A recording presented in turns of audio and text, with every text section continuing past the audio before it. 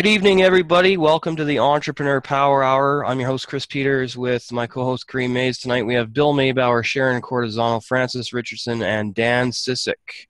And tonight I would like to discuss the habit of saving money. This is another lesson from Napoleon Hill's The Law of Success. Now, why is it essential that we save money to prepare for our future? Well, saving money is one of the essentials to financial freedom, in my opinion, and from what I've been reading, because if you have money in case an emergency comes up or you're in a bad situation or you need to make a major business decision, you're going to be able to do that.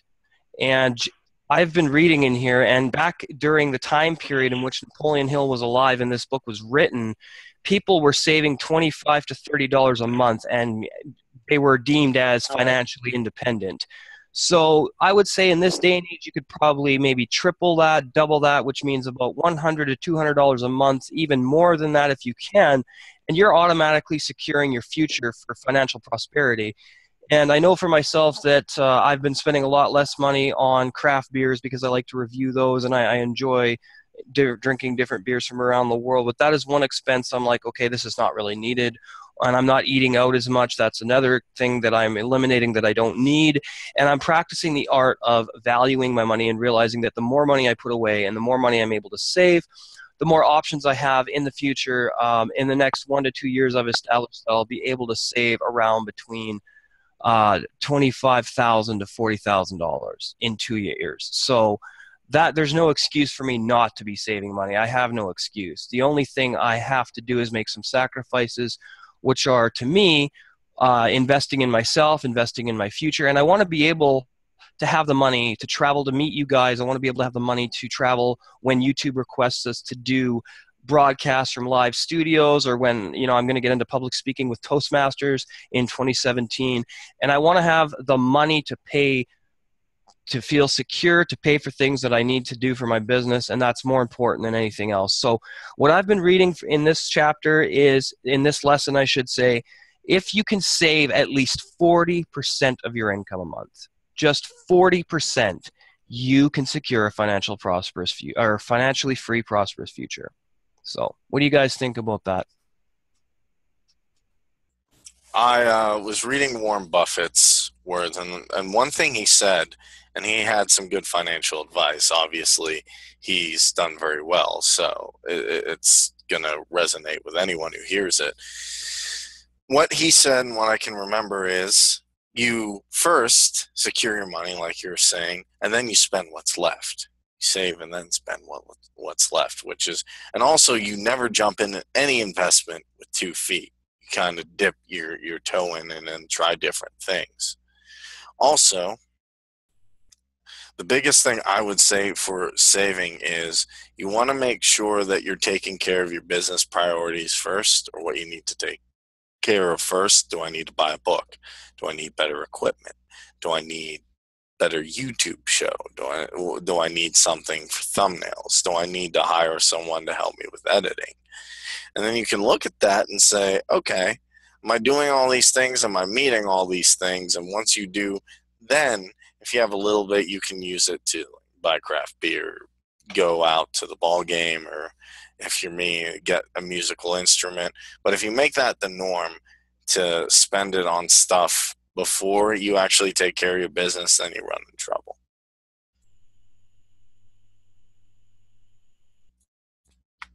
You're muted.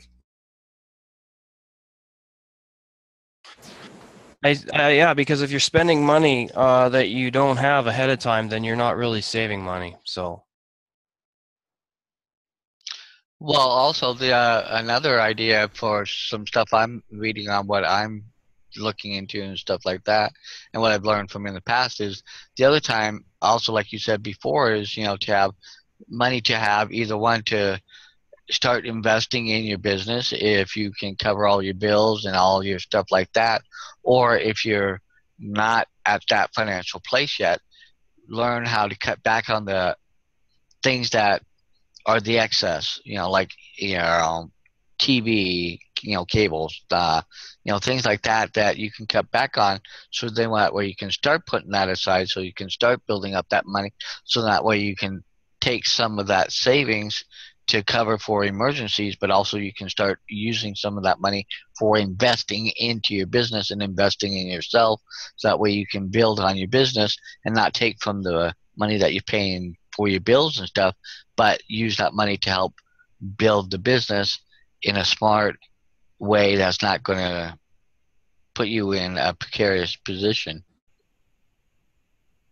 Yeah, I know what you mean. Like, I'll give you an example today. I was looking at a guitar and some pedals, and I'm like, man, it would be awesome to just buy so much musical equipment and all this stuff. And I love that, and it would be so fun to just have guitars and pedals everywhere. But the problem I have is, if I did that, then where would I spend the money on my video stuff? Where would I spend the money on different things that I need for our show? And what I realized is there is a green screen product that come out today. Oh, if I spend some money, then I can have green screen videos and I can make a little bit more. If I spend some money on Doodly, which has a funny name, I can make whiteboard videos and then that can help us more. And then I look at those kind of things as opposed to the stuff I want, put the stuff I want aside and go for what I need. And it's hard to do. Once you get in the habit of these are my priorities, this is what I got to get done, then you kind of see the mission and you can put those things aside.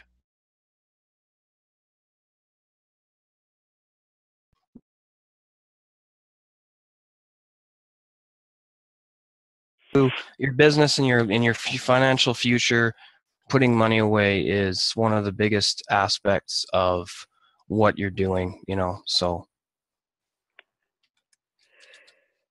Yes, I used to always tell my kids, don't let your wants hurt you. Your last name is Richardson. It's not Rockefeller.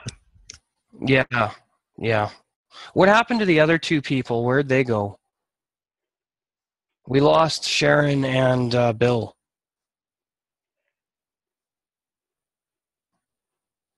There was a conflict in meetings tonight. And so Sharon may have gone to the other meeting, but it was a training. And I had to make a judgment call, so they're always with the power hour.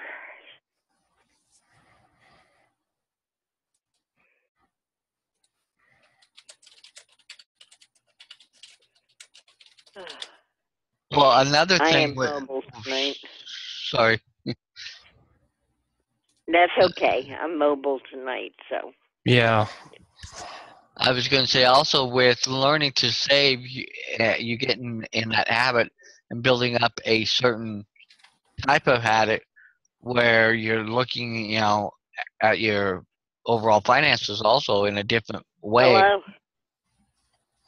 Yeah, and I think that for me, I know that Napoleon Hill, that living this book, living the law of success and doing what it tells me to do and practicing, like there's something here that it talks about that I have to, write down this formula. Like there's all kinds of exercises in here to do.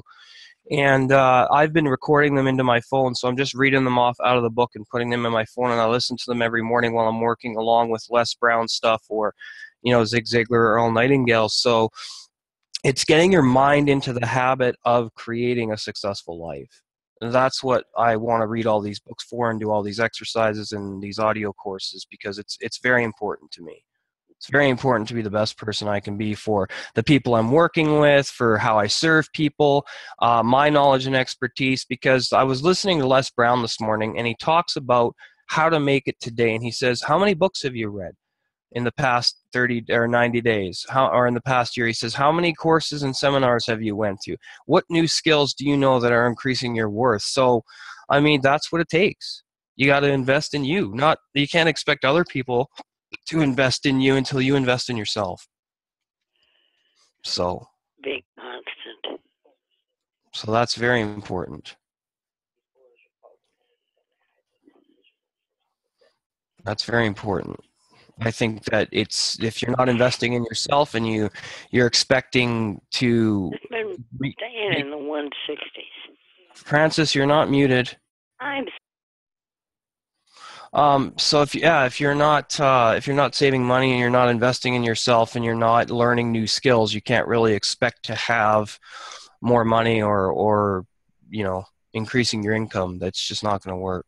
So for me, and definitely learning new skills came with something I just wanted to do. I was just interested one day of going and learning Toastmasters. I didn't actually say, like, I'm going to be a public speaker. I'm going to do any of this.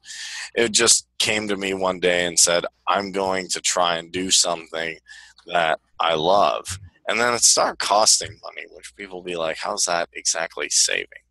Well, to me, it's saving because I'm investing in myself. I'm putting money into a skill that I know one day could not only benefit me in great ways financially if I went to speak somewhere, if I was a keynote speaker, but it's a skill I can have for life.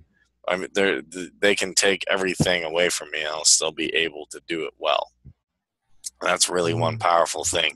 They can take your car, they can take your house, they can take your swimming pool, they can even take your material possessions and your pets. But they can't take what you know and what you can do. that's right.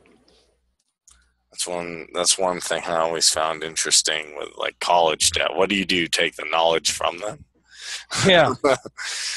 Yeah. I also think that being in debt is really bad because it ends up becoming, Napoleon Hill talks about the slavery of debt and how if you're not saving money and you're borrowing all kinds of money, well, how are you going to pay that back? Being in debt is actually one of the biggest contributors to poverty. So Now, that makes sense because someone else is working off, or you're working off the thing of someone else, and then someone else is making money. I mean, if people didn't go in debt, banks couldn't make money because bank makes money off of getting a loan and making you go in debt. Then you got to pay interest back. Then you got to pay interest back. And to me, it's this whole cycle of if you're not in debt, then the banks really can't work, which is kind of funny. But being in debt puts a burden on you that, I owe this person something. I owe this person something. And then as that grows, on a $20,000 item, you've paid 30 or 40 or however long it took you to pay it off. So it's kind of a joke in a sense. Well, the other thing too is also look at it this way: how many of us, and I'm guilty of it, I've done it. How many of us have gone and gotten something from a convenience store, something cheap, and we put it on our credit card? Now, think of the difference of paying for that. You're paying, like me, say like I'm a Mountain Dew-aholic, so I get my Mountain Dew. My Mountain Dew refill every day for $1 something. Do the do. And sometimes I might put it on my credit card. Now, I could have paid $1.07 cash and not have owed anything extra, but if I put it on my card along with all my other debt, now I'm paying 15, 20, 24% interest on that $1 something, and most of what I'm paying back on my credit card is mostly interest. Very rarely do people really pay down the debt. They pay the interest every month or the minimum payment, which only eats away at a very small portion, and then you go and buy something else. So you're constantly paying for the interest, and you never really get back down to zero. Yeah, so, credit cards are designed like that for people to just be like, oh, I don't have to pay it back now. Here, ching, ching, ching. They're like, look at all this free stuff I got. I'm like, you do know you have to pay that back. And there's still people just running their credit card, and hitting their limit. I'm like, you do know you have to pay that back, right?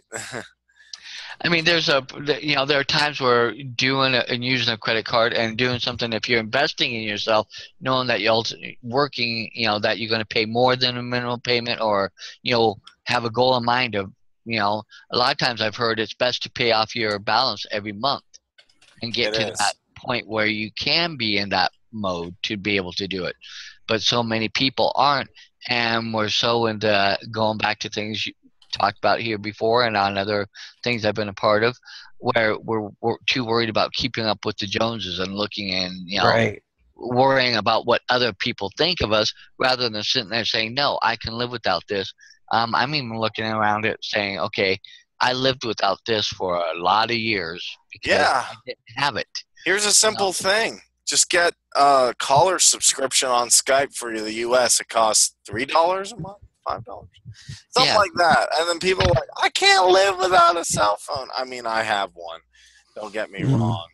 But if bad came to worse, could I just live off Skype subscriptions? Yes. Now the cell phone helps me check email and maybe do certain administrative tasks because at work that stuff's blocked, which is good. But could I live without the phone?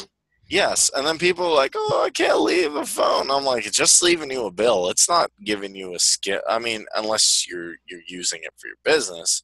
But really, it's really just creating a bill. And a lot of different things are. Now, and I'm not saying everybody like give up your worldly possessions, have no fun. Don't, because I definitely do it.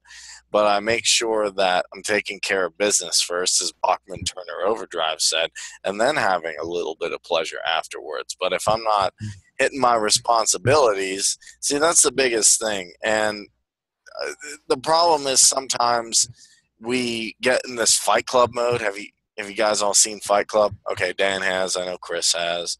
I don't know if Fran has. But it's if you've seen that meme where the dude has, we buy things we don't like with money we don't have to impress people, we don't care about. And, and a lot of societies become like, oh, I saw this in a magazine. I got to rush out with my credit card and buy everything. Welcome back, Sharon. And as an entrepreneur, we have to be like, put the credit card down now. Because entrepreneurs, especially, maybe the general public wants to buy things to impress, but we don't.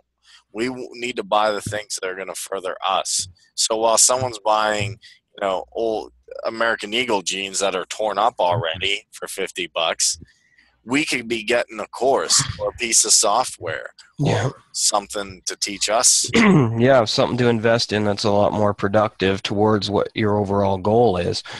And I believe that once you have a definite chief aim, then you're going to want to do what it takes to save money. You're going to want to have money put away. You're going to want to be frugal with your spending. And buying the basic necessities is really all you need. I don't need to go out and spend $200 on clothes or spend $200 on alcohol or things like that. I'd rather spend money on books that are going to increase my knowledge and my skills and my productivity in my business. I'd rather buy video, invest money in video software. If Kareem can't afford to buy whatever we need, then I can buy it. Just things like that, stuff that's going to help us with our career and what we're doing. So I'll be freaking out that day. I'll be like, no. Then I will be throwing shit on it and be like, no, I can't renew Sparkle. I can't, thank God there's no monthly fee for Video FX and Sparkle or any of that, because I'd definitely be freaking out. It's a one-time payment. But to me, I think I'll always be able to afford video software because I save the money. I know I have enough. Then I do, spend a little bit on my business, but it definitely shows when people are like, oh, I got to buy cigarettes and alcohol. Cigarettes and alcohol. Well, I'm thinking all that money on cigarettes and alcohol and these jeans you don't need, why not invest that in a course in yourself? Why not get a coach? Why not? Hey, I'll throw it out there. Get a Pay Me What I'm Worth book. And they're like, no. I got to go out to the bar working on that beer belly. I'm an entrepreneur. I'm like, maybe. An entrepreneur of what? And it just, of being a bad entrepreneur. That's what you're an entrepreneur. Uh-huh. But Fran wouldn't do that because Fran's all about being I know, I've done that, been there, done that, got the T-shirt. Now I'm a teetotaler. All right. See? But the best book I ever read that really straightened me up was a book by a fellow called Dave Ramsey. And it was the Total Money Makeover. I was $10,000 in personal debt. Basically because I had been married prior and my ex-husband claimed bankruptcy, and not knowing I didn't have to, he could do it and it wouldn't affect me, I claimed it too. So for 7 years, my credit was shot. But after that 7 years, you get all kinds of credit companies contacting you, wanting to give you a $10,000 credit limit. Well, they know you can't collect bankruptcy again for 7 years, so your credit's good with them. Yeah, Bill, you have some background noise, bud. Okay. Yeah, I think it's just the TV, but definitely the interesting thing with credit is, I like what Jim Rohn said. Maybe you've heard this, Chris. He said the easiest way to see if somebody is making bad life decisions, because it's kind of hard on the relationship spectrum, because not everybody's going to be like, me and my wife are fighting, or not everybody's going to say like, my health is terrible, I have this. But you can kind of see easily, if you can see someone's spending habits, somebody's credit, like, are they spending. That's something that's not very difficult to see. And the easiest way to see if there's human error in your balance is someone spending a lot. That's always easy for me to see, because generally I'll ask, because I'm out and about, I'll be like, do you want to do this? Do you want to go out here? Do you want to, do something? And they're like, no, I'm broke. I'm like, what are you doing? They're like, oh, I got this and I did this and I'm eating a Mickey D's and a Taco Bell. And I'm like, slow down. I'm like, you can't find easier, healthier ways. Chop up a salad. You have to spend it all on fast food and bad decisions and energy drinks. Yeah. And it's not to lecture someone, say you can't splurge once in a while, but it's for me to actually take a look at myself and take a look at other people and say, am I making the right decisions financially? Because if you start making the right decisions financially, then you'll start making them health-wise. I'm going to save money. I'm going to eat healthy and eat salads. Then all of a sudden you're going to the gym. Then you're making good health decisions and good financial decisions. Then you're feeling good. You got some money. And then I'm not suggesting that that's the only qualities for attraction, but then you're having an easier love life because of that. So I'm going to be like, career, is that all that? No, it's not. That's not all that matters, obviously, but the things start to work in synchronicity with each other. Like, we were talking to a coach, Heather, and the biggest thing I think she said in an interview we did is, you can't really have a good financial life and have a bad home life, vice versa. Yep. If your wife's throwing a lamp at you, it's very hard to keep your finances in order. And if vice versa, then you can't afford the lamp. So it's about saving money, but it's also about saving your life. Oh yeah, of course it is. You can't. Yeah, you're saving your life by investing in yourself. Absolutely, you're saving money and you're securing your future. For whatever business decisions or life decisions you need to make, the money's going to be there. And if once you go up, and if you ever approach a business investor or somebody that can loan you a large sum of money because you need to start that new venture, or you need money for whatever it is, if you've got money saved and you have credibility with you being a type of person that saves money, people are going to want to loan you money much easier if you have money saved. And I like what you said there. Yeah. And here's a big thing about that too.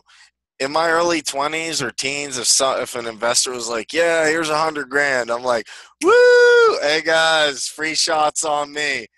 And now I'd be like, oh, okay, I'm going to books. Video software, gonna save the majority of it, gonna have somebody invest it, don't have to know that maybe I'm gonna be diverse and get some gold, some Bitcoin. What else can I do? I'm gonna save the majority of it. But if you don't learn how to save and that big investor, that big lottery comes around, you might do some dumb things. And the funny thing with that is, I don't have statistics in front of me, but I don't think it's needed. Everybody here, I think, is in agreement. If you're not, you can say lottery winners tend to invest real poorly. Not all of them. It's not a blanket statement, but most of them. It's everybody. Okay, Dan's shaking his head. He's not going to yell at me if he wins the lottery. No, I agree that I live in the gambling capital of the world, so Las Vegas. So I've seen more people win big and lose big with what they won. So that speaks for itself. If people won and were smart about it, these hotels wouldn't keep getting built. I mean, yeah, someone can rock blackjack. They're like, 21, 21, 21. They're like, yeah, everybody, free food on me, free drinks. I'm like, okay, you can play blackjack well. And he still has two hands, so it's not Robert De Niro's casino, for anyone who gets that reference. Okay, Dan got it. See, Dan, you're making me feel good. You're getting the references.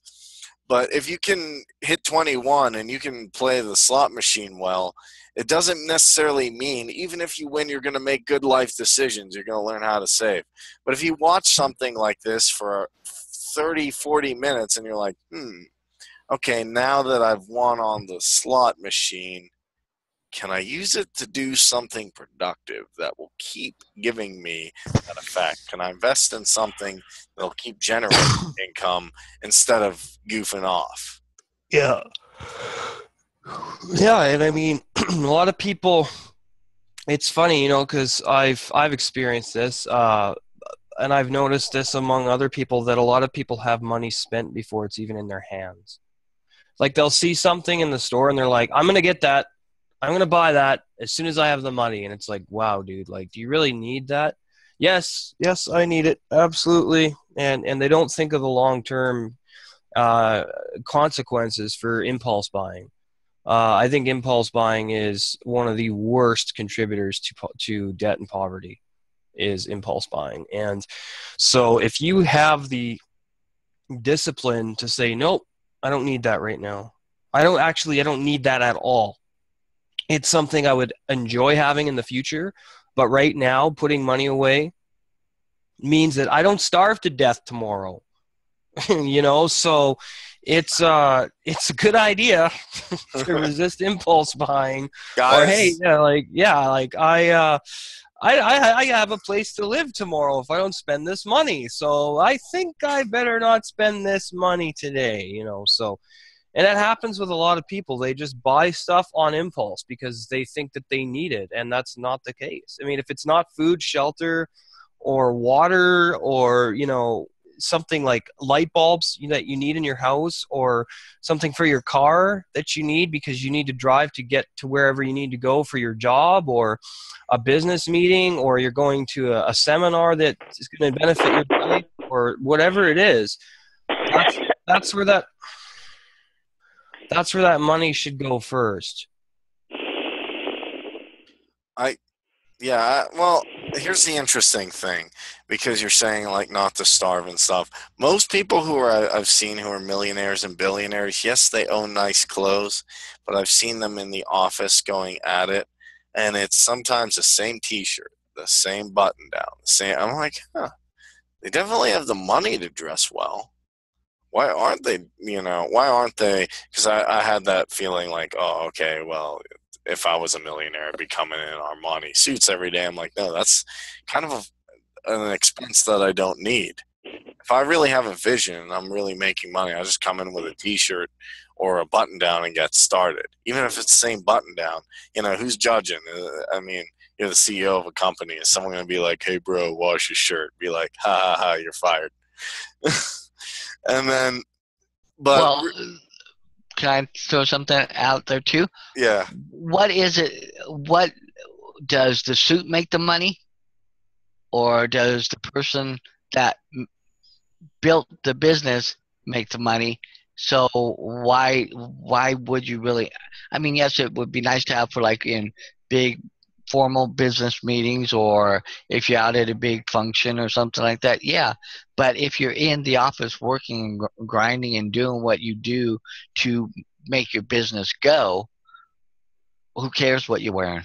Yeah, but the hard part is, and a lot of corporate and different things have got like, oh, okay, if you wear, and I've seen this at interviews, and maybe you can attest to this, they'll judge you on not sometimes your resume, but oh, how's this suit look? Does this match and that?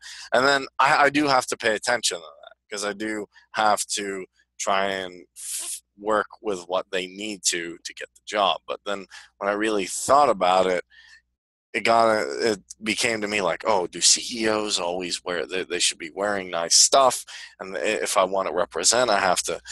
And then I'm like, no, the suit doesn't make the money. The suit's good representation if I meet someone, but honestly, yeah, the shirt and or the button down and then sitting there grinding it out is what really does it.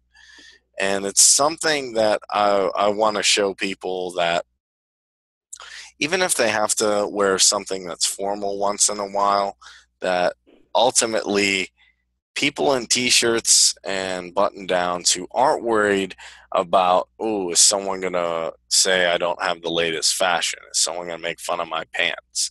Is somebody going to say I'm wearing the same shirt every day? If you're an entrepreneur, that's the last thing on your mind. Even though it's hard because that's what the mainstream media, put these clothes, they're apostle, all this goofy stuff.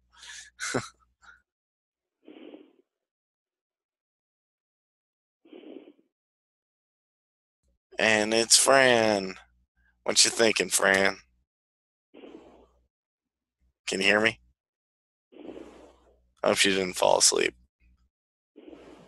Fran. Sharon, what do you think? Can you hear me? Yes, I can. Okay, good. I was worried about my mic went down. No, I ended up getting booted out of the system, but anyway, if you save money, you'll have enough to live on at least. That's my take on that. I'm really trying to cut down as much as possible with stuff. I have a very limited income. I mean, the biggest chunk of my income now that I have to support myself is pay what I'm worth. But I think it would invest in yourself first. You're totally right about that, because if you don't invest in yourself, then the rest of whatever you're doing is going downhill. Exactly. Yeah, no, it's just that simple. I know Bill seems excited. I want to get some. Maybe Bill always has good input. Got to learn from the mighty Maybauer. I think that's going to be your new He's nickname. muted. Let's unmute him. I'm going to call him that. The mighty Maybauer. The mighty Maybauer. That's cool. Yeah. So what are we asking? We are asking, because I was talking about saving money and different ways to do that. And I was just going to get your perspective because you have your own business. And we were specifically talking about attire. And is it really appropriate? Because some people are very, very picky about attire, very, very picky about they have to look a certain way, and some aren't. Some just have the T-shirt and they go, go, go. Attire, I know with some of my meetings that I'm doing now, have to go to now, they all want, Amway attire, which is coat and tie. And then I've been to other businesses where it's, business casual. So it all depends on the group and the people that you're involved with. But you keep hearing about the guy next door that drives around in a 1980 something, and then you look at his bank account and it's overflowing. So you can't tell a book by its cover. Nope.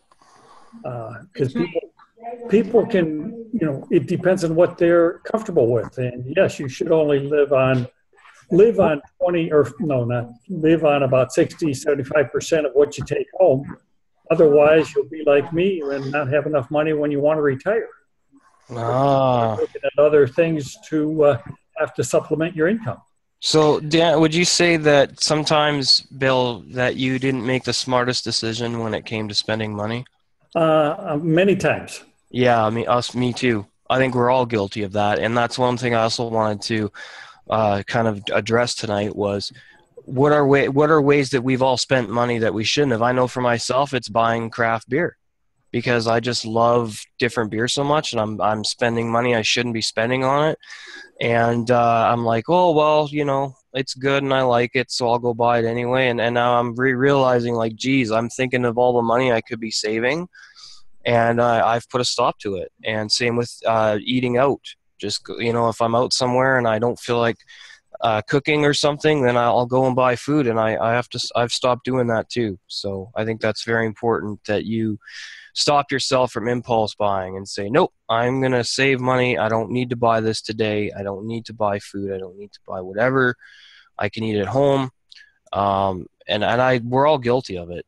I mean, every person is. Yeah. We all spend money we have that we shouldn't be spending. So I spent a lot of time and money on I was like, oh, Xbox game, video game. Like, what did that really do? I mean, I had some fun times. I got drunk and I played Halo and I goofed off. But was that really contributing to my future in any meaningful way other than, yes, having fun is important. But I was just like, I'm not going to not buy video games ever, but I'm going to take very, very, like me and Chris still play a little bit. I'm going to take a lot of time and say, no, I'm not buying this Xbox game right now. Wait till it goes lower. And then I'll wait till I can get a bunch of games at once and then it'll be cheaper. And it's really just that simple thing of waiting, like, oh, I don't have to have it now. If I wait a couple months, is the world going to fall over? Oh, I didn't get that T-shirt. I didn't get that game or that car, for that makeup for the ladies. Or is the world going to end? And I guess the other thing you got to look at is when you've got to realize where you end up spending money or get sold or whatever. I know Patty and I, my wife, we were talking and we've been going to these free dinners that you can go to, a nice salmon dinner and stuff. And then, they wanted to sell us a walk-in bathtub for $12,000. Jeez. They wanted to sell us it sounds like a good idea, and then energy panels for up on my roof. That's only $3,000, after all is said and done, and you're only saving $30 a month because I have a limited size of my roof. Right. We've decided to not go to some of those because we have a hard time saying no to those. Yeah. Right. Yeah, no, because it's free food. Yeah. Well, we're in a number of businesses, and so she keeps asking, even though you're in them, are you spending any money each month? And the only one I'm doing is my current business, Legal Shield, and that I'm going to stay with because I really believe in the product, and it's more of a protection to stay with as opposed to, a health thing that you're really getting. So it's a wise investment on your part. Yes, it's a wise investment, and it's a way to make some money. But I also realize I've got to stop doing some of these others unless I can really see the benefit of these health things and whatever else things. And so we've got to realize where you spend your money, and if you're going to spend it there, make a mental note that it's okay, but you just don't keep spending things out. And that's right. Yeah. Well, it goes back to, okay, once again, I'm going to use a cliche that we've all heard, but it fits perfectly.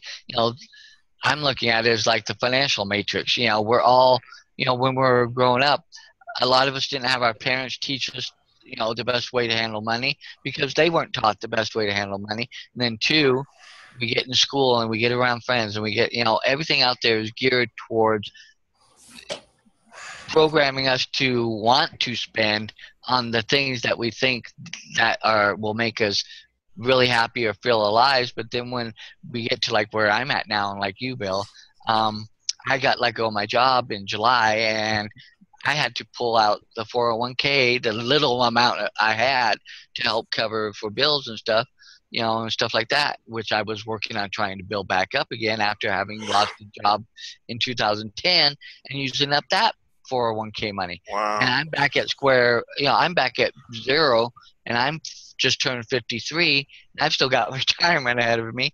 And, but I'm also looking at it, but I'm making choices and decisions now. I can still do it and get there. It's going to take a little more real, on my part to really tell myself, no, I can't do this, or no, I can't do that. When, when I was younger, I would go out all the time, do this with my friends, go on little trips to California all the time, and this and that and the other thing. And, I was 25, 30, think, oh, I've still got 40 or 50, 60 years still ahead of me. I've got plenty of time. Well, now plenty of time is not there. I'm here, and I'm seeing it. I'm feeling old. I'm like, I'm sitting there, and it's like staring me right in the face here, and I'm like, how the hell am I going to take care of myself, because Social Security is not going to, what little bit of 401k I might be able to build up, in between now and then, it's best that I put in my hands and really start learning to get in and realize that's not where I need to put my money. That's not where I learn to really, curb a lot of those things and invest back in myself. Yeah, I mean, I'm going to read something here from lesson 3 of the Law of Success. It says, how much should one save? The first question will arise is, how much should I save? The answer cannot be given in a few words, for the amount one should save depends on many conditions, some of which may be within one's control and some of which maybe not. So generally speaking, a man who works for a salary should apportion his income about as follows: savings account 20%, living, clothing, food, and shelter 50%, education 10%, recreation 10%, life insurance 10%. And then the following indicates that the approximate distribution which the average man actually makes of his income. So somebody who saves nothing, 60% to food and shelter, 0 to education, 35% to recreation, and 5% to life insurance. So right there is a pretty big difference. If you're not putting anything away, you're not going to have any money. And then it says, under the term item of recreation is included. Of course, many expenditures do not really recreate, such as money is spent for alcoholic drinks, dinner parties, and other similar items which may actually serve to undermine one's health and destroy character. So, I mean, yeah, like just that's not recreation. And spending money on unnecessary things guarantees you don't have it. So. Yeah. And it's even some things like I stop feeling bad about, like if I don't go to a concert, is it a big deal? If I don't go to sporting events like I used to, is it really a big deal? They'll still come around. They'll still be there. There'll always be concerts. There'll always be sporting events. Hockey will still exist as far, baseball will still exist. Yeah.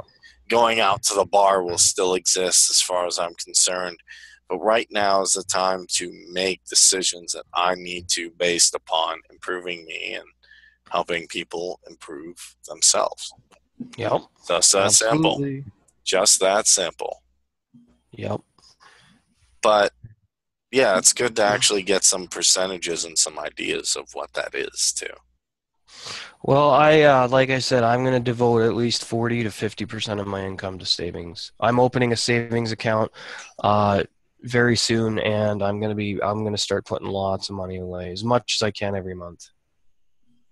Because I mean that makes you feel good, right? When you're putting money away, it feels good, and you know that money's going to be there when you need it. So can I throw something out that I just learned the other day, and I've never really taken it to heart, or I get what they're saying behind it. Is I was reading something where they say that a lot of people have their checking. Their checking account as well as their savings account at the same bank, which makes it very easy that when you're tight or need a little extra money to go and pull money from that savings into your checking, rather than realizing that you need to make the hard decisions that no, that money is for those things I've set it aside for. What other things can I do to either do without or come up with a way to make the money by selling something, getting rid of something sell something out of my garage that I don't use anymore, or this or that or the other thing, to help come up with the money I need for that thing or item. And they say to put the savings account in a whole different bank, so then that way you really have to kind of think about it, and it takes extra steps and procedures to get to that money. So then that way you're constantly having to say, oh, I can't get my money right here. Like right now, I do have a savings with my banking account. And after hearing that, I'm like, okay, that's a smart move. I need to do that. I need to get that out of there and learn to be able to just send the money there rather than into my checking and having it just come out of my checking, because I tend to pull it right back in a lot. Or you know what you could do? And I do this because I have other family members. I have them at the same bank. But they have control over it. So if I go like crazy one day and I'm like, I gotta spend everything in my savings. Hopefully I don't sound like that though. And then I go down there and I try and do it, and one of my family members has the thing, so they don't authorize me, and I'm like, that's probably a good thing. I also put some money in a Roth IRA, which, that's another way. I also have some money in Bitcoin, which is another way. And, eventually I'll get into gold and stuff. But the biggest way I've seen of investing is still your skills, because look at it like this. I have different portfolios of like maybe 20% here in the Roth IRA and the checking and the savings.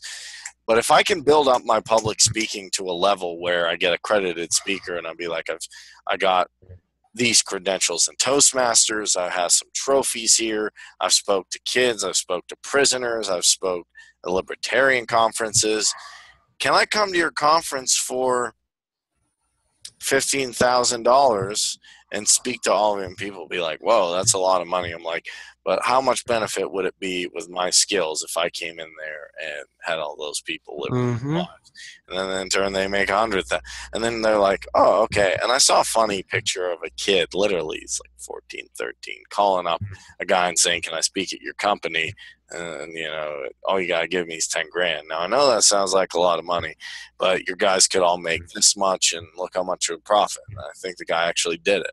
So really, it's and it could be anything. It could be blogging, could be your ability to make something, could be your music.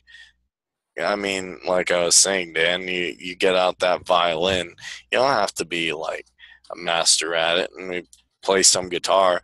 People like music. You never know. Then YouTube's like, oh, okay, you got so many views. You're playing music. Let's send them a check. Music to me is actually a lot easier than most other things, because anybody of any language, any ethnicity, any religion can go, oh, okay, I like what he's doing. And that's a way to start making an income. Put yourself in front of a camera, play an instrument, or sing. And if you don't know what to do, you can even cover somebody else's stuff. Yeah. Yep. I think that, like I say, man, you got to make sure that you're putting your money where you need it. Yep. Yep. So it's just going to happen that way. You're not going to get any money saved if you're spending money you don't have. That's true. People do that all the time. They're like, hey, I'm going to go blow money on whatever I want. Well, that's why you don't have any money. Hey, Dan, that's a fact. That's a fact. Yeah. So. Yep. Alrighty. Well. All right, Dan. You taking off, are you? Yeah. I think it's 8:45, so we're getting ready to close up shop anyways. But yeah, no, I learned, and it was helpful today because I learned a lot of stuff. Try and save, I would say, 60 to 70% of what you make. Mm-hmm. Then you can put it like 20% checking, 20% savings, 10% recreation, and even sometimes you can forego on the recreation if Yep. to. And and the biggest thing is investing in yourself, investing in your skills, and not worrying about, am I putting up with the latest trends or the latest fashions, or do I have to wear, if you have to wear a suit for an interview, by all means, but you can get that at the Goodwill or where your local thing. So worrying about all the things you spent money on that you could have, look back and say, do I really need those jeans, or really need those Xbox games, or I really need that beer or that tank?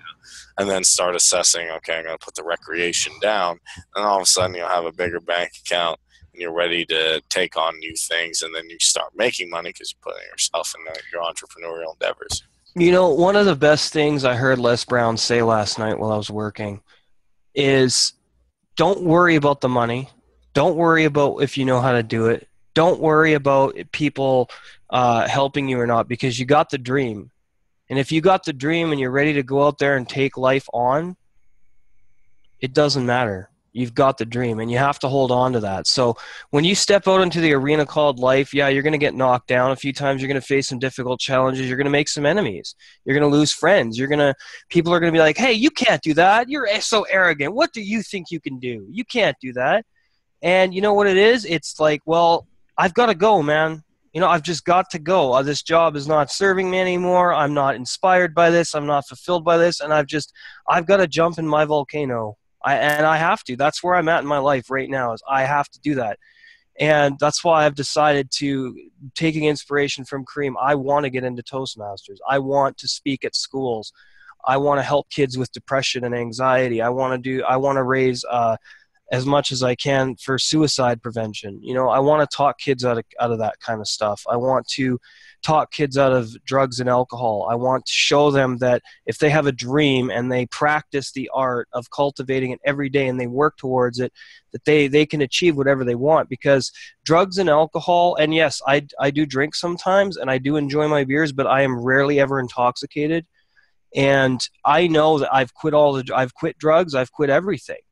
But I do enjoy my beers here and there and stuff. But you know what? The reason people use drugs and alcohol is because they're trying to fill a nagging inside of them. And what that nagging is it's actually their calling. It's their purpose that they're ignoring, because that's why they feel so bad. And why they turn to drugs and alcohol is because they feel like their dream has died. And they get completely saturated with all the negativity of life. And they don't think they have a choice. So they turn to things to numb their pain. So, and if you've got a dream and you really want to live it, facilitate that. Don't worry about the money. Don't worry about if you know how to do it. Get out into the arena called life, and people will stop and go, hey, do you need some help?